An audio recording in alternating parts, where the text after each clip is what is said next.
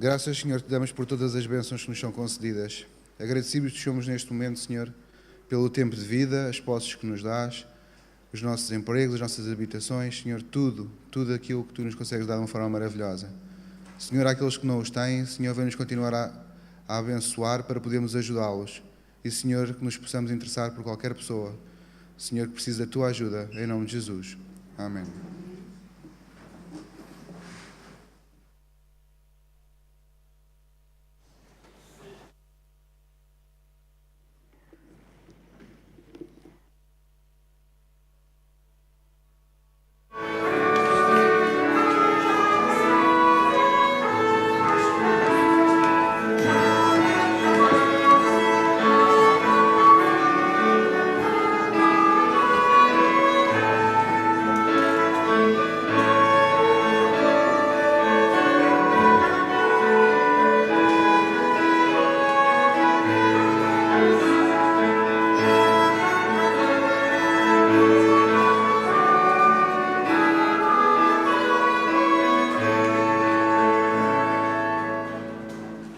Olá, meninos, bom dia. Bom dia, muito bem, responderam muito bem. Olha, hoje quero vos contar a história de um menino, mais ou menos como vocês, assim, talvez, não sei se era tão pequenininho quanto o Duarte, ou aliás, quanto o Tomás, ou o Davi, ou o Afonso, ou já era maiorzinho, assim como o Guilherme e o Rodrigo, mas é a história de um menino que se chamava Samuel. Quem já ouviu a história do pequeno Samuel? Já ouviram algumas histórias, não é? A história de hoje aconteceu à noite. Samuel tinha trabalhado o dia inteiro no templo e ele estava cansado e ia para a caminha. Foi para a cama, fez a sua oração e a certa altura o que aconteceu? Ouviu uma voz chamar o seu nome. Dizia: Samuel, Samuel. E Samuel levantou-se e foi até à cama de Eli. Chega ao quarto de Eli e diz: Eli, fala. E Eli, sonolento, cansado: Samuel, eu não te chamei, vai-te deitar.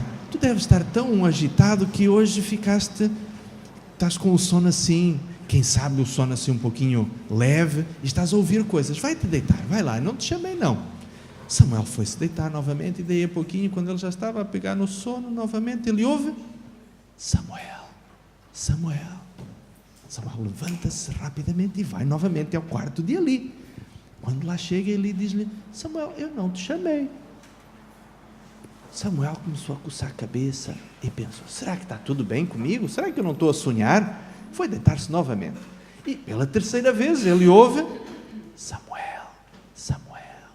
Samuel levanta-se e vai novamente ao quarto de Eli. Eli, tu não me chamaste agora? Eli sabia que já há muito tempo que Deus não falava com ninguém, que Deus não transmitia uma mensagem a alguém no povo de Israel. E ele achava que deveria ser mais ou menos a altura de Deus dizer alguma coisa ao povo por meio de um servo chamado profeta. E então Eli disse: olha, Samuel, quando tu ouvires novamente alguém chamar o teu nome, diz assim: fala, Senhor, que o teu servo ouve. E então, quando Samuel foi se deitar, ficou com os olhos bem abertos, os ouvidos bem esticados para ver se conseguia ouvir. Mas entretanto o sono foi chegando, os olhos foram pesando e Samuel acabou por dormir. Quando ele estava pegando no sono, houve uma voz dizendo: Samuel, Samuel. E Samuel então levanta-se e põe-se de joelhinhos e diz: fala, Senhor, que o teu servo ouve. Sabem, Samuel era um menino muito bem educado e extremamente obediente. Ele procurava fazer sempre o que era certo.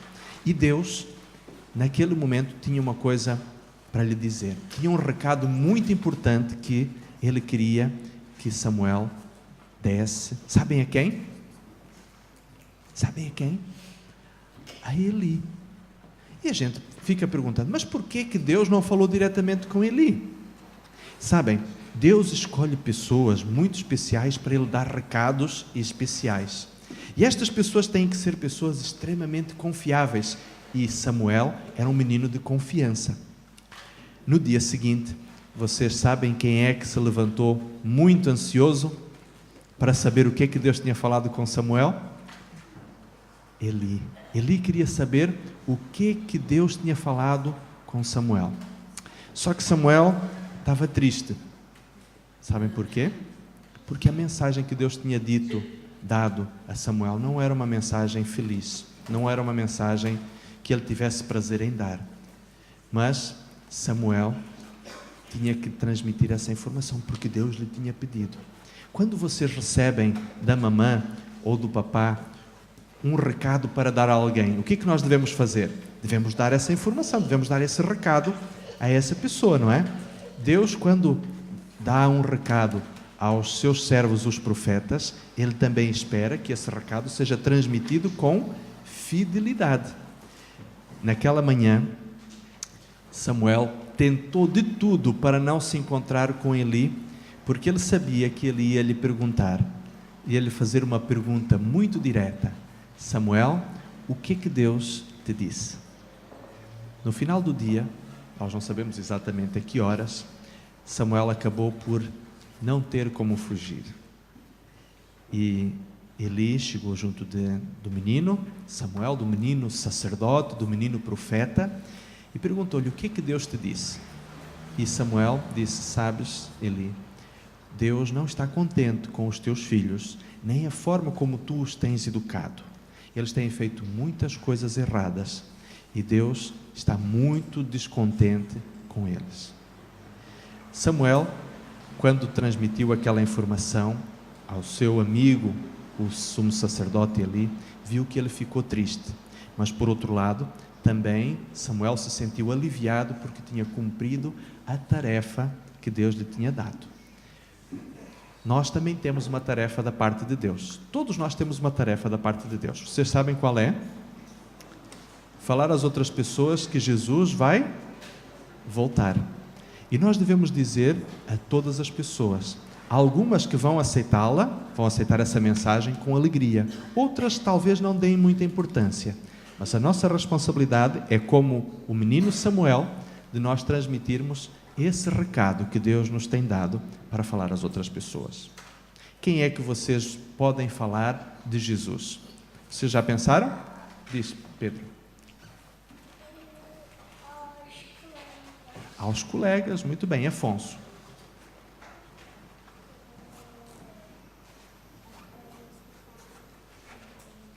Para os colegas ficarem contentes, muito bem.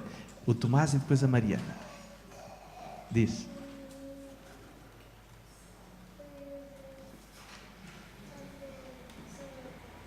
Muito bem, Jesus ama-nos a todos, não é?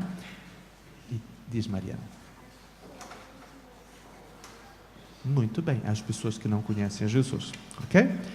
Hoje nós vamos continuar, durante a meditação do pastor, vamos continuar a falar justamente sobre o trabalho dos profetas. Agora eu gostaria que vocês fizessem o seguinte: ao voltarmos para o nosso lugar, prestem muita atenção, porque nós vamos continuar a ver o resto da história de outros homens, não de Samuel, mas de outros homens também muito importantes a quem Deus chamou para dar recados especiais. Tá bom? Vamos voltar para o nosso lugar então?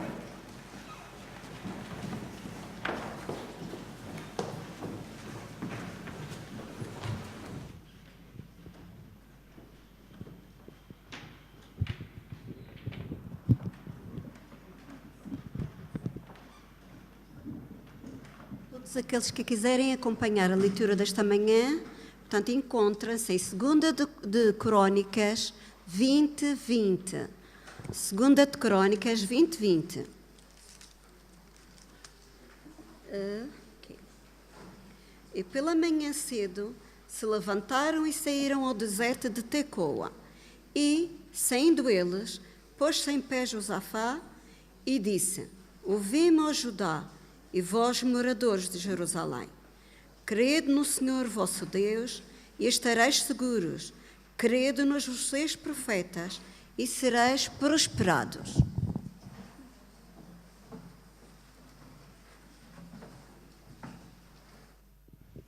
Gostaria mais uma vez de poder saudar a toda a igreja e agora aqueles também que nos acompanham pela internet, que todos nós possamos ser grandemente abençoados nesta manhã pela partilha da mensagem do Senhor.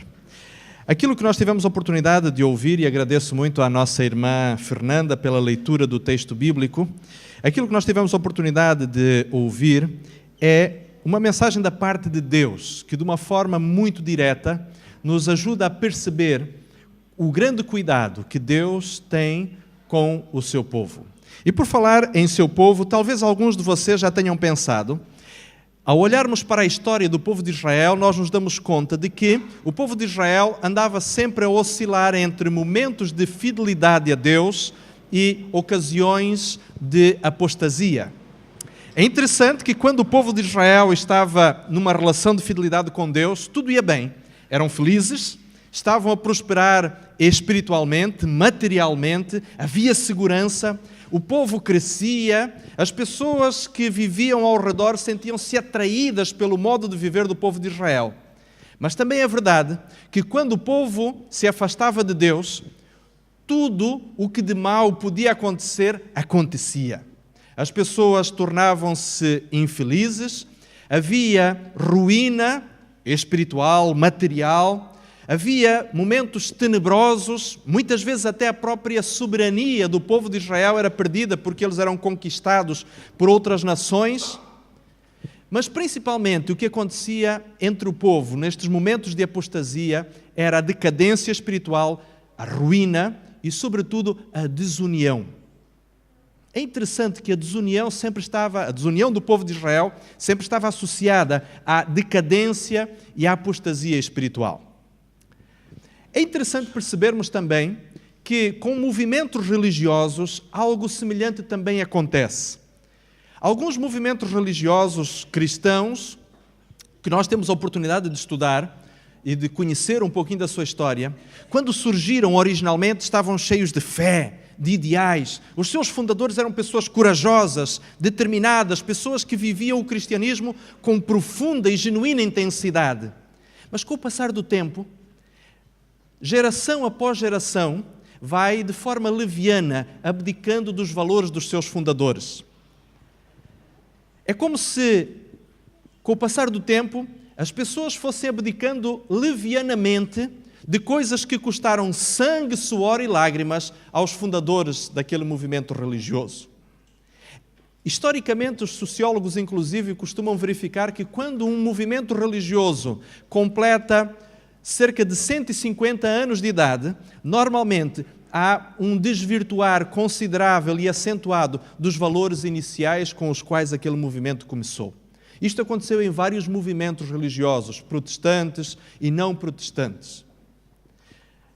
Agora, a grande questão é, meus queridos irmãos, qual é a solução que Deus tem para primeiramente, travar estas oscilações do povo de Deus e, segundo, para, de alguma forma, conter esta tendência decadente que o ser humano tem e que os movimentos que representam o povo de Deus na terra também, por vezes, acabam por ter. Bem, nós lemos, como a nossa irmã Fernanda nos fez há pouco questão de ler, que Deus tem um grupo de pessoas especiais que servem justamente para fazer o ser humano compreender três coisas muito importantes. Primeira delas, qual é a visão de Deus.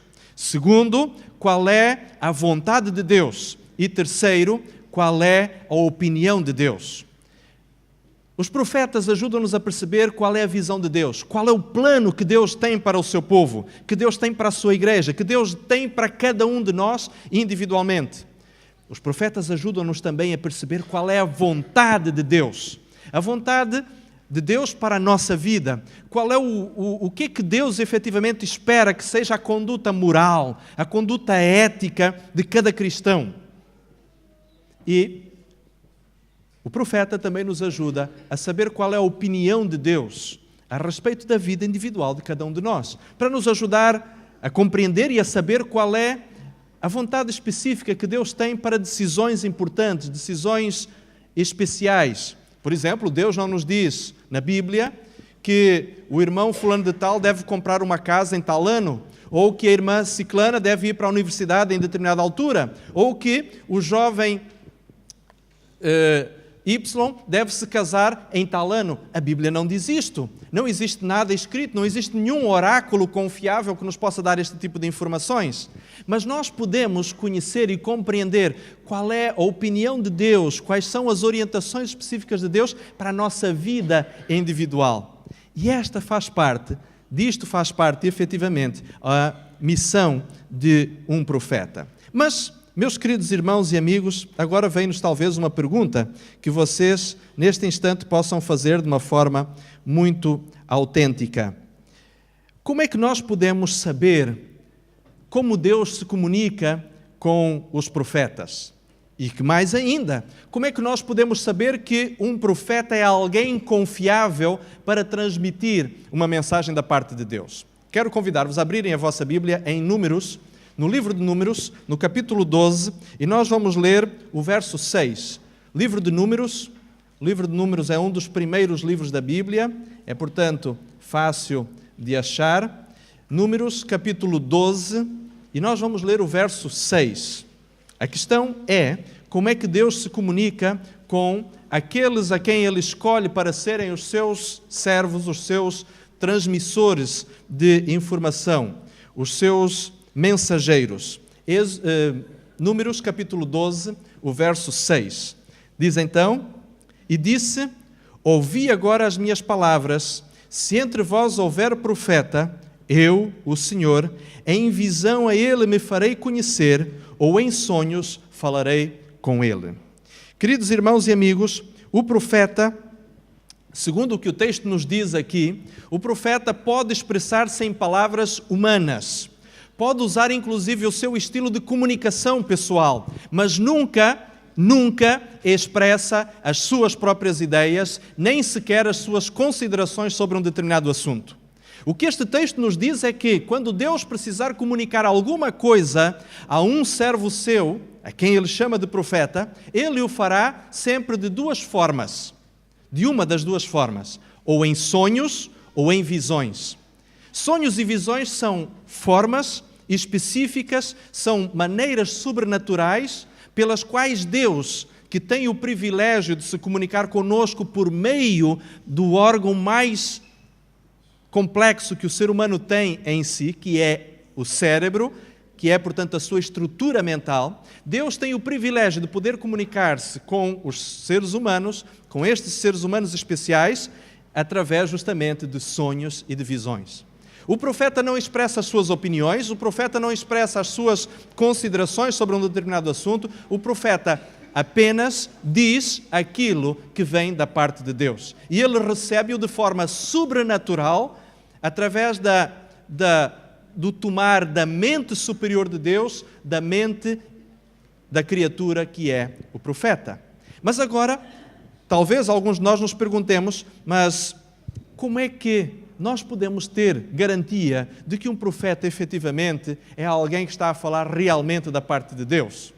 Sim, porque eu posso dizer que tenho sonhos e visões, eu posso ser um psicopata, posso ser uma pessoa que esteja a ter perturbações, onde por meio de alucinações começo a dizer que vejo coisas e eu poderei então ser tido como um profeta? Bem, pensemos numa coisa. Imaginemos, por exemplo, que eu quero dar um recado muito especial, uma mensagem de grande importância a uma determinada pessoa. Eu não tenho ao meu dispor um telemóvel, não tenho uma internet, não tenho telefone fixo. Eu preciso confiar em alguém para que leve esta mensagem. Quem é que eu vou escolher? Quem é que eu vou escolher, irmã Fernanda? Quem vou escolher, Miguel?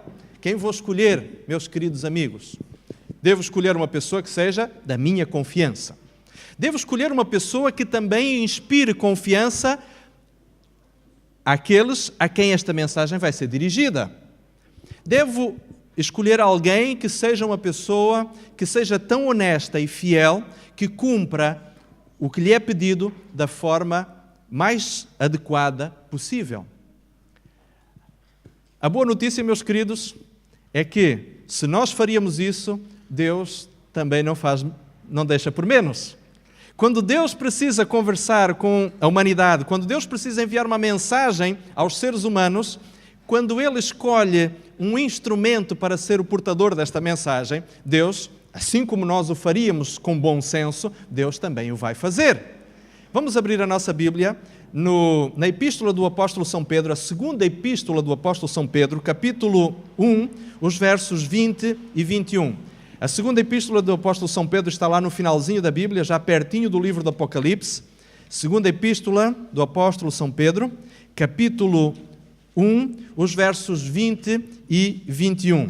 E vejam então o que o apóstolo Pedro nos diz aqui neste texto. 2 Pedro, capítulo 1, os versos 20 e 21. É muito importante que todos nós possamos acompanhar a leitura deste verso, ok? Se alguém não tem Bíblia, eu pediria a gentileza de alguém que tenha poder se aproximar para mostrar e podermos todos ler este texto, ok? Estão todos? Estão todos comigo? Vamos então ler. Diz assim: sabendo primeiramente isto, que nenhuma profecia da Escritura é de particular interpretação, porque a profecia nunca foi produzida por vontade de homem algum, mas os homens santos de Deus falaram inspirados pelo Espírito Santo. Bem, o que é que este texto nos diz? 4 coisas Pedro nos diz aqui. Primeira delas, nunca nenhum profeta fala por vontade própria.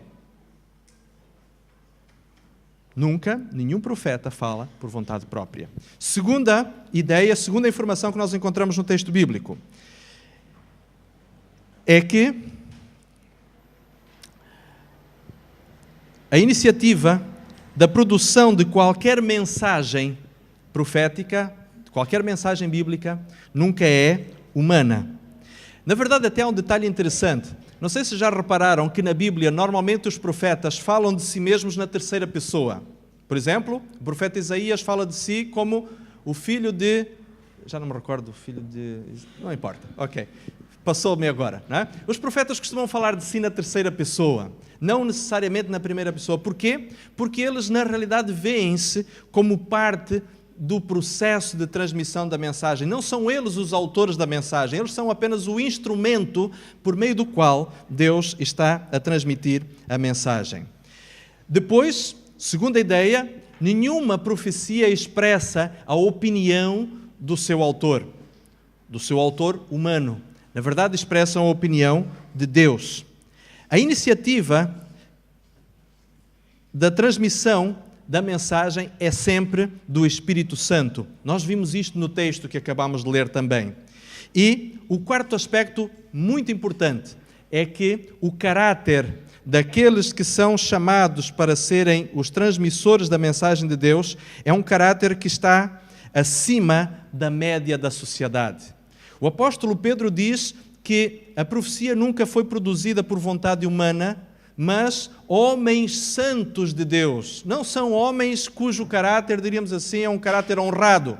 Não são homens que nunca tiveram nenhuma multa de trânsito. Não são pessoas que pagam os seus impostos a dia, em tempo e horas. Não são pessoas que não tenham dívidas na praça. Não, nós não estamos a falar aqui de pessoas que são pessoas vistas como bons cidadãos. Estamos a falar de pessoas que têm um nível de um caráter superior à média da sociedade. São vistos como homens santos. Pessoas cujo dever, a sua consciência, é muito maior do que a média dos cidadãos.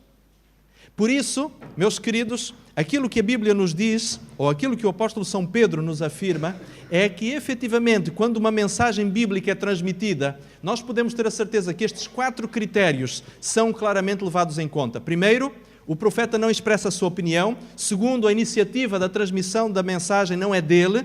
Terceiro, quem toma a iniciativa de transmitir a mensagem é o Espírito Santo. E quarto, o seu caráter está acima de qualquer suspeita. Às vezes os profetas não eram pessoas consensuais, não eram pessoas que estavam no mesmo sentido da sociedade dos seus tempos. Mas mesmo pelos seus inimigos, eles eram reconhecidos como homens dignos, homens com um caráter superior. E isto nos serve como garantia de que a mensagem bíblica, a mensagem profética que chega aos nossos tempos, é efetivamente uma mensagem fiel. Nós encontramos este mesmo texto, ou encontramos estas mesmas ideias sendo corroboradas no Antigo Testamento, no livro de Joel, no capítulo 2, nos versos 28 e 29. Depois em casa, quem quiser, por favor, pode ler este texto, porque é realmente muito interessante. E vamos ver que, de fato, Deus aqui corrobora, no Antigo Testamento corrobora esta ideia. Sabem uma coisa interessante? Em termos de interpretação da Bíblia, normalmente um contexto ou um conceito importante que é apresentado no Antigo Testamento, ele tem também o seu equivalente no Novo Testamento. Ideias importantes que são apresentadas no Novo Testamento estão ancoradas no Antigo Testamento também. Sabem porquê isto? Porque a Bíblia em si, no seu todo, ela é coerente consigo mesma. Isto é mais um indício da fidelidade e da confiabilidade que o ministério profético deve merecer junto de nós. Por isso, meus queridos amigos, quando nós encontramos o rei Josafá dizer: crede no Senhor e estareis seguros, crede nos seus profetas e prosperareis, o que na verdade Josafá estava a dizer é: aqueles que querem sentir-se seguros, aqueles que querem prosperar espiritualmente, devem confiar em Deus e na mensagem que Deus transmite por meio dos seus servos, os profetas. Meus queridos amigos, nós temos hoje, em nossos tempos, o grande privilégio de poder termos também a manifestação do dom profético nos últimos tempos. Quero convidar-vos a abrirmos a nossa Bíblia em Provérbios capítulo 29, o verso 18. Provérbios, o livro de Provérbios está mais ou menos no meio da Bíblia, portanto, se abrirmos a Bíblia ao meio, provavelmente vamos estar muito perto do livro de Provérbios.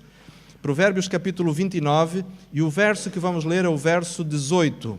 Provérbios 29, verso 18. Notem que interessante isto que nos é dito neste livro de sabedoria. Provérbios capítulo 29, verso 18. Diz Salomão: não havendo profecia, o povo se corrompe, mas o que guarda a lei, esse é bem-aventurado. Interessante, não havendo profecia, diz Salomão, o povo se corrompe. Sabem, meus queridos amigos, nos últimos tempos da história da Terra, Deus, porque quer salvar a humanidade, Deus quer salvar o seu povo, Deus suscitaria também, novamente, o surgimento do ministério profético. Sabem, o ministério profético, ele garante a integridade doutrinária do povo de Deus. Isto porquê? Num tempo em que Satanás faz surgirem ideias heréticas, ideias que são antibíblicas, que colocam o ser humano numa atitude de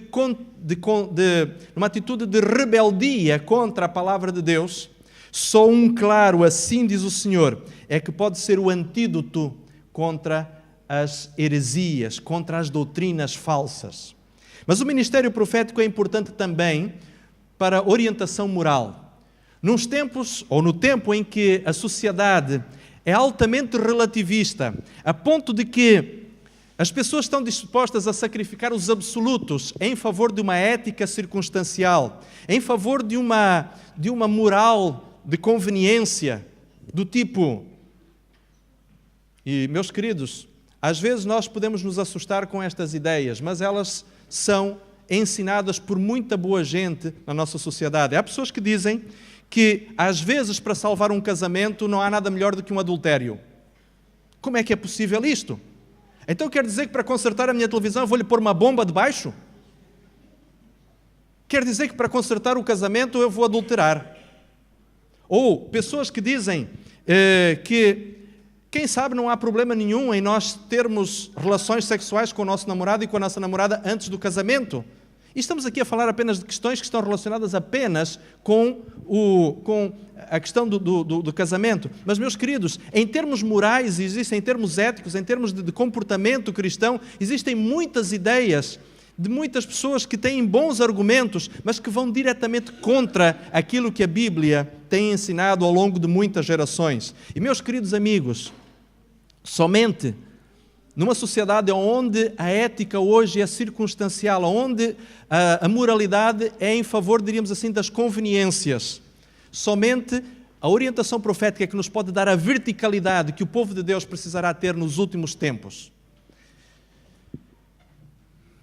Agora, a grande questão é, e para que serve então o ministério profético?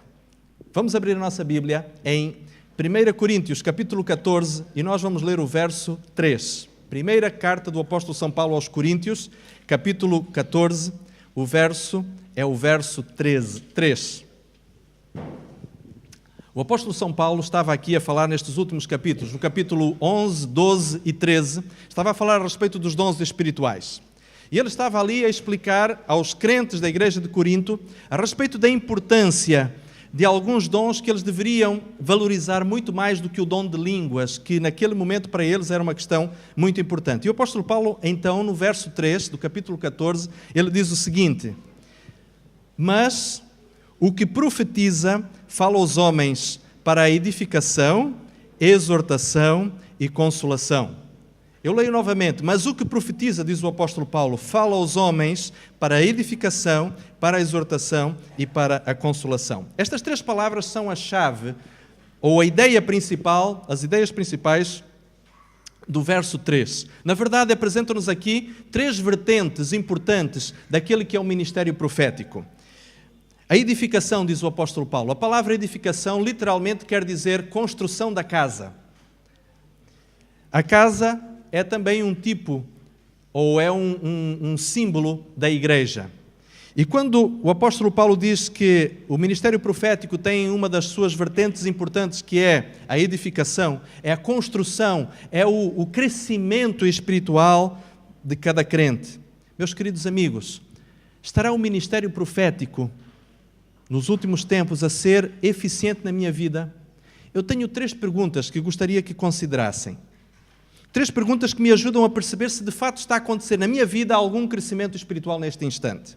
Por exemplo, eu sinto que fico ansioso diante de problemas e circunstâncias nos quais Deus já me ajudou no passado. Ou seja, eu volto a ficar ansioso e preocupado com circunstâncias que Deus já me ajudou em outras ocasiões da minha vida.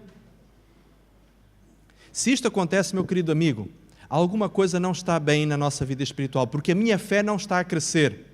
Se Deus já me ajudou em circunstâncias semelhantes no passado e eu volto novamente a ficar ansioso, preocupado, angustiado, então quer dizer que a minha confiança em Deus não está efetivamente a crescer. Uma outra circunstância: você continua a lutar, meu querido irmão ou minha irmã, continua a lutar com os mesmos problemas de caráter desde a altura do seu batismo. E aqui eu falaria talvez para aqueles que já são cristãos adventistas há mais anos. Desde a altura que você se batizou até agora, passado já 2, 3, 4, 10, 20 anos, você continua a lutar com os mesmos problemas de caráter desde a altura do seu batismo? Querido irmão, talvez alguma coisa não esteja a avançar bem na sua vida espiritual. Talvez você não esteja a crescer. Alguma coisa precisa realmente acontecer. E uma terceira pergunta ainda. Você sente, querido irmão, que o seu conhecimento bíblico nos últimos meses não tem crescido? Ou até talvez nos últimos anos tem diminuído?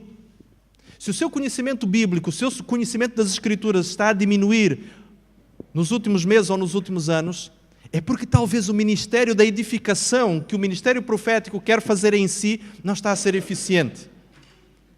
Eu preciso crescer espiritualmente. Se hoje eu conheço X da Bíblia, para a próxima semana eu devo conhecer mais. E daqui por um ano eu devo conhecer mais ainda. E eu devo estar cada vez mais a ter mais conhecimento da Palavra de Deus. Não é possível que uma pessoa que faz parte do povo de Deus tenha o seu conhecimento bíblico a regredir em vez de crescer. É porque alguma coisa pode não estar bem comigo. A Bíblia diz ainda que um dos aspectos importantes do ministério profético é também o ministério da exortação. Quando nós estudamos a Bíblia nas línguas originais, há coisas interessantes que acabamos por descobrir. E partilho isto convosco, irmãos, não é para mostrar que seja um grande conhecedor da língua grega. Na verdade, não é esse o meu objetivo. Mas a palavra que é usada aqui para exortação é a mesma palavra que Jesus... Aliás, é uma palavra que tem a mesma raiz da palavra que Jesus usou em São João, capítulo 16, verso 7, quando ele falou do Consolador. É a palavra parakletos. A palavra exortação é paraklesis, que quer dizer aquele que ajuda, aquele que auxilia, aquele que motiva, aquele que exorta. Meus queridos amigos, a exortação muitas vezes é uma das áreas em que a igreja menos gosta de ser alvo da intervenção do ministério profético. Porque a exortação vem mexer com aquilo que é o nosso estado, a nossa situação, e nós não queremos mudar porque é confortável a forma como nós estamos. Mas quando Deus nos exorta é porque Deus nos quer motivar a algo melhor, a algo que vai para além da condição em que nós estamos a viver. E quando Deus nos impele a mudarmos de posição é porque o lugar para onde Ele nos quer levar é melhor do que este onde nós estamos agora. E este onde nós estamos agora, meus queridos irmãos e amigos, um dia vai arder, vai ser consumido. E Deus não quer que nós sejamos consumidos aqui. Por isso Ele nos quer levar para um lugar melhor. É por isso que Ele nos exorta. É por isso que Ele nos chama a atenção. Isso pode mexer com o meu orgulho? Mexe sim. Mas quando Deus mexe com o meu orgulho é porque Ele me ama muito mais do que Ele aceita que o orgulho possa existir em mim. A terceira palavra que o apóstolo Paulo usa para descrever a vertente do ministério profético é a palavra consolação. A consolação tem a ver com o dar conforto, o motivar, o incentivar, o dar, diríamos assim, perseverança e ânimo. Queridos amigos, quantas vezes nos embates da vida, quando nós recebemos notícias devastadoras que nos mostram que a nossa saúde não está bem como nós imaginávamos, quando nós descobrimos que as nossas finanças estão a ir para o buraco, quando nós nos apercebemos que a nossa família está a desmoronar-se, quando as decisões que tomamos no passado, julgando que estavam a dirigir-nos para o melhor lugar possível, tornaram-se ou resultaram em decisões desastrosas e ruinosas, quando nós nos damos conta de tudo isto, nós nos perguntamos, então o que é que Deus vai fazer? E então o ministério profético tem como objetivo justamente dar-nos conforto, dar-nos entusiasmo, dar-nos motivação, incentivar-nos à perseverança e à paciência. Meus queridos amigos e irmãos, notem como inteligentemente Deus nos conduz efetivamente a podermos compreender qual é a sua vontade. Deus não nos deixou sozinhos, irmãos. Deus não nos deixou abandonados. Muitos de nós que estudamos os testemunhos que Deus deixou para os últimos tempos, particularmente no ministério de Ellen White, esta senhora simples, despretensiosa, mas que deixou um património espiritual de grande valor. Queridos irmãos e amigos, nós estamos a perder as bênçãos que Deus tem para nós por não usarmos estes recursos ao nosso alcance. Não esqueçam aquilo que Josafá inteligentemente disse: credo no Senhor e estareis seguros, credo nos seus profetas e prosperareis. Deus quer que você prospere, Deus quer que nós avancemos, que nós cresçamos. Gostaria só de terminar com a leitura de um pequeno parágrafo que encontramos no livro Testemunhos para a Igreja, volume 4, na página 211, onde Ellen White comenta justamente este mesmo texto que nós tivemos a oportunidade de ler no início desta meditação. Diz: o plano de Satanás é enfraquecer a fé do povo de Deus nos testemunhos. E aqui testemunhos entendam-se, portanto, os escritos resultantes do ministério profético. Em seguida, vem o ceticismo no tocante aos pontos vitais da nossa fé, as colunas da nossa posição. Depois, as dúvidas acerca das Escrituras. Testemunhos nos quais se acreditava anteriormente são postos em dúvida e rejeitados. Satanás sabe que as pessoas enganadas não pararão aí, e ele redobrará os seus esforços até lançá-las em rebelião aberta, para que se torne irremediável e termine em destruição. Resumindo, qual é a estratégia de Satanás? A estratégia de Satanás é fazer com que a pessoa perca a confiança no testemunho profético. Primeiro passo. Segundo passo, ceticismo em relação aos pontos essenciais da doutrina cristã. Terceiro ponto, dúvidas sobre a confiabilidade das Escrituras.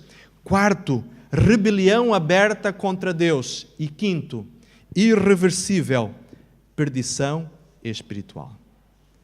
Meus queridos, é isto do qual Deus nos quer livrar. Hoje, de acordo com o calendário da Igreja Adventista Mundial, hoje é o dia do Espírito de Profecia. Queridos irmãos, quaisquer que sejam os livros que vocês tenham em casa, leiam-nos, estudem-nos. Não esqueçam, credo no Senhor e estareis seguros. Credo nos seus profetas e prosperareis. Deus quer nos fazer avançar. Deus quer nos fazer crescer. E Ele só nos poderá fazer crescer se nós estivermos dispostos a estudar as mensagens que Ele nos mandou carinhosamente através dos seus servos, dos seus ministros, através dos seus servos, os profetas. Meus queridos, Deus sabe que os momentos que estamos a viver não são momentos fáceis, mas Ele não nos deixou abandonados, não nos deixou sem uma mensagem que estivesse à altura das nossas necessidades no tempo atual.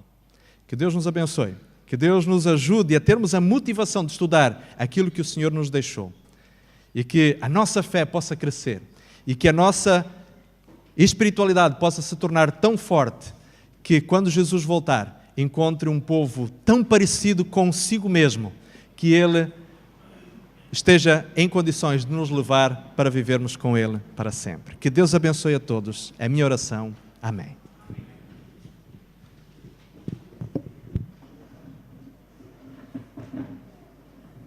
Para finalizar o culto desta manhã, gostaria de convidar a todos a que entoássemos as estrofes do hino 274. 2, 7, 4.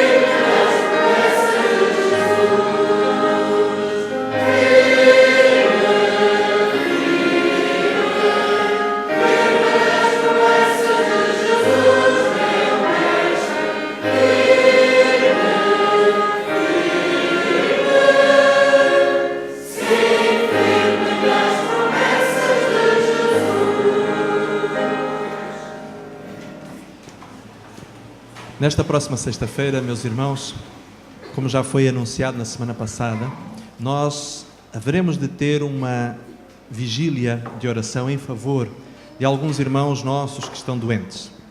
Esta vigília começará no dia 25, às 21 horas. E iremos estar aqui num momento muito especial de comunhão com Deus, de oração, intercedendo em favor daqueles que, neste momento, precisam do auxílio do Senhor na sua saúde. Nós possamos, por favor, estar nesta ocasião. A irmã Maria está a sinalizar, dizendo que quer que oremos por ela. Muito bem. E lembremos também que no sábado, no dia 26, nós estaremos, portanto, dando início a uma semana de oração. Que esta seja também uma semana muito especial para crescimento e desenvolvimento espiritual. Oremos. Querido Deus, obrigado, bom Pai, por tudo aquilo que Tu já fizeste, revelando-nos de uma forma muito especial a Tua vontade, a Tua visão, a Tua opinião, através dos Teus servos, os profetas. Obrigado, Senhor, porque quando tomamos em Tuas mãos os testemunhos, sendo eles os da Bíblia ou os mais recentes, nós podemos ter a certeza de que Tu, efetivamente, Senhor, estás-nos a transmitir mensagens de edificação, mensagens de exortação e mensagens também de consolação. Obrigado, Senhor, porque Tu não te esqueceste dos Teus filhos, do Teu povo, nos últimos momentos da história da terra. E antecipadamente tomaste providências no sentido de nos dar aquilo que nós precisamos para cada momento da jornada até ao final da história desta terra. Obrigado, Senhor, por tudo e ajuda-nos, Senhor, a termos a segurança que só podemos ter em Ti e a prosperidade que podemos ter através do estudo dos testemunhos. Te agradecemos e pedimos isto humildemente em nome de Jesus. Amém, Senhor.